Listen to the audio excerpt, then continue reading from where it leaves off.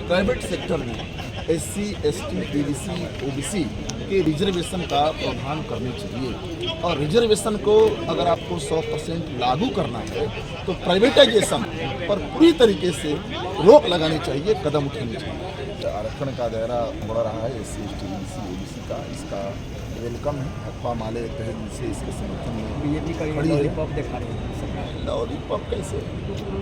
Lollipop OBWS किए हैं शरणों के लॉलीपॉप नहीं होती, लेकिन private sector SC, ST, EBC, OBC का आरक्षण का प्रावधान करने चाहिए, एक बात। दूसरी बात कि रिजर्वेशन को आप लागू तब करेंगे जब प्राइवेटाइजेशन पर पूरी तरीके से रोक लगाएंगे। कि सरकारी क्षेत्रों का आप निजीकरण कर रहे हैं, रेलवे, बैंक का निजीकरण हो रहा है, LIC का निजीकरण हो रहा है। बिल्कुल हमारा ध्यान आकर्षण इस पर है, शून्यकाल भी है इस पर। तो और शिक्षा का व्यवस्था, समान स्कूल प्रणाली यहाँ लागू करनी चाहिए। क्योंकि आप SC, ST का रिजर्वेशन पहले से है तो उनके हर परिवार के बच्चा सरकारी नौकरी मिले इतने दिनों बाद। इसका मतलब ही है कि वे कॉलेज और यूनिवर्सिटी की शिक्षा नहीं पा रहे हैं, तो सरकारी नौकरियों का लाभ कहाँ से ले पाएंगे। सीटें खाली रह जा रही है। अभी टीचर की बहाली हुई है, SC, ST लड़कियों का सारी की सारी सीटें खाली है। आप लोगों की तरफ से कोई सुझाव? स्वागत है। SC, ST, EBC, OBC का निजी क्षेत्र में आरक्षण देनी चाहिए। आप सर्वे में देख लीजिए, प्राइवेट क्षेत्र के नौकरियों में संगठित और असंगठित क्षेत्र में सामान्य वर्ग की भागीदारी अच्छी है, लेकिन SC, ST, EBC, OBC नहीं के बराबर है। इसलिए प्राइवेट संस्थानों में रिजर्वेशन अनिवार्य करनी चाहिए, एक बात। दूसरी बात कि जो निजीकरण हो रहा है तमाम क्षेत्र में, रेलवे का, बैंक का, शिक्षा के क्षेत्र में, स्वास्थ्य के क्षेत्र में, जो भारत सरकार की कंपनियां हैं उसको प्राइवेटाइज किया जा रहा है। जब निजीकरण होगा तो सरकारी नौकरियों के अवसर खत्म होंगे, तो आरक्षण लागू कहाँ से? एक। दूसरी बात कि SC, ST का रिजर्वेशन है बहुत पहले से, EBC, OBC का भी, लेकिन जब बच्चे कॉलेज में, यूनिवर्सिटी में पहुंचेंगे ही नहीं, शिक्षा लेंगे ही नहीं, तो सरकारी नौकरियों में आरक्षण कहां से पाएंगे। इसलिए रिजर्वेशन के इतने दिन बीत गए, इसके बावजूद SC, ST के कितने बच्चे सरकारी नौकरियों में हैं, प्रतिशत देख लीजिए। उसका कारण क्या है?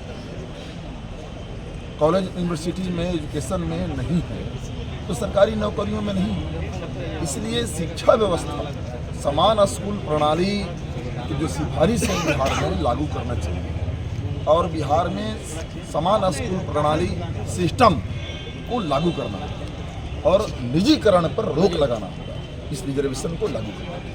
आप देख रहे हैं हमारे साथ मनोज मंजिल मुखिया के सत्र का चौथा दिन आरक्षण की दायरा जो बढ़ाया जा रहा है उसका स्वागत है। हथवा माले कई दिन से समर्थन में खड़ी है, लेकिन प्राइवेट सेक्टर में SC, ST, EBC, OBC के आरक्षण का प्रावधान लाना चाहिए। अभी आप देख रहे हैं कि प्रमोशन में SC, ST की आरक्षण की डिमांड उठ रही है, संघर्ष जारी है, इसको सरकार को तत्काल हल करना चाहिए। दूसरी बात कि जो निजीकरण हो रहा है सरकारी क्षेत्र में, तो निजीकरण होगा तो आरक्षण आप लागू कैसे करेंगे? आरक्षण आप दे रहे हैं, लागू कैसे करेंगे? इसलिए निजीकरण, प्राइवेटाइजेशन, रिजर्वेशन के खिलाफ, तो प्राइवेटाइजेशन पर रोक लगनी चाहिए और प्राइवेट सेक्टर में रिजर्वेशन देनी चाहिए।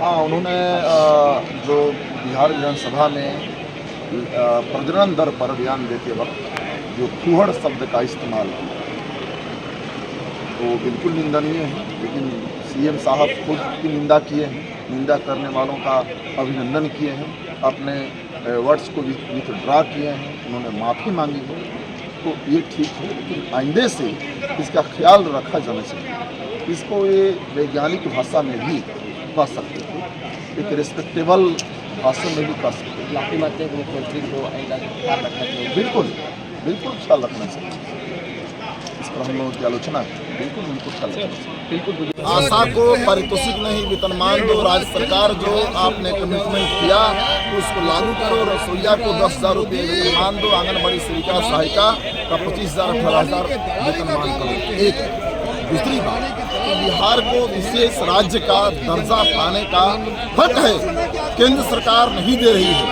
साथ ही सर्वे में, जाति गणना के सर्वे में आ गया कि बिहार की आबादी 34% गरीबी में है, SC ST 42%, EBC BC 33% गरीबी रेखा से नीचे जीवन बसर कर रही है। तो अगर विशेष राज्य का दर्जा बिहार को मिलेगा तो बिहार गरीबी से मुक्ति की दिशा में कदम बढ़ाएगा, संघर्ष करेगा। शिक्षा रोजगार में भागीदारी बढ़े, इसके लिए जो वंचित वर्ग का भागीदारी बढ़ाने का सवाल है, इसके लिए सरकार को ब्लूप्रिंट तैयार करनी चाहिए। बिहार में जमीन की मिल्कियत की रिपोर्ट नहीं आई, भूमिहीनता की रिपोर्ट नहीं आई, तो ये जो बिहार की वास्तविक तस्वीर आती तो जमीन की मिल्कियत की रिपोर्ट नहीं आने से बिहार की वास्तविक तस्वीर सामने नहीं आती। और प्राइवेट सेक्टर में SC ST EBC OBC का रिजर्वेशन का प्रावधान करनी चाहिए और रिजर्वेशन को लागू करने के लिए प्राइवेटाइजेशन पर रोक लगनी चाहिए, PWS को समाप्त करें। लेकिन आप लोग बिहार के विशेष राज्य के दर्जा की मांग कर रहे हैं, बीजेपी करेगी, क्यों चाहिए विशेष राज्य? बिहार गरीब प्रदेश है, बिहार में उद्योग धंधे कल कारखाना नहीं, बिहार को विशेष राज्य का दर्जा मिलनी चाहिए ताकि बिहार गरीबी से मुक्त हो। आपको क्या लग रहा है कि विशेष राज्य की दर्जा से लड़ेंगे, लड़ रहे हैं, लड़के लेंगे, बिहार अपना हक लड़ कर लेगा। आज तेजस्वी बीजेपी बोल रही है कि माफी मांगने से कोई काम नहीं होगा, उन्हें इस्तीफा देना। उन्होंने कहा कि मैं खुद की निंदा करता हूँ और अपनी निंदा करने वालों का अभिनंदन करता हूँ, विचित्रा करता हूँ, माफी मांगता हूँ, तो अच्छी बात है। लेकिन क्या बीजेपी के बोलने का हक है? उनसे पूछिए मणिपुर पे आप माफी मांगा, कुलदीप सिंह सेंगर तुम्हारी पार्टी के, बिल्किस बानो के बलात्कारियों की रिहाई तुम करो, राम रहीम और आसाराम बापू से बाद तुम लोग, ये महिला विरोधी, महिलाओं के लैंगिक समता के विरोधी भी ये लोग बात करेंगे। रसोईया का वेतनमान 10,000 आशा से जो राज्य सरकार ने ये प्रावधान किया है, जो समझौता किया है, कोशिश नहीं उनको वेतनमान दिया। और जो आंगनबाड़ी सेविका सहायिका का जो आंदोलन चल रहा है, लाठी नहीं, उनके डिमांड को पूरा करो।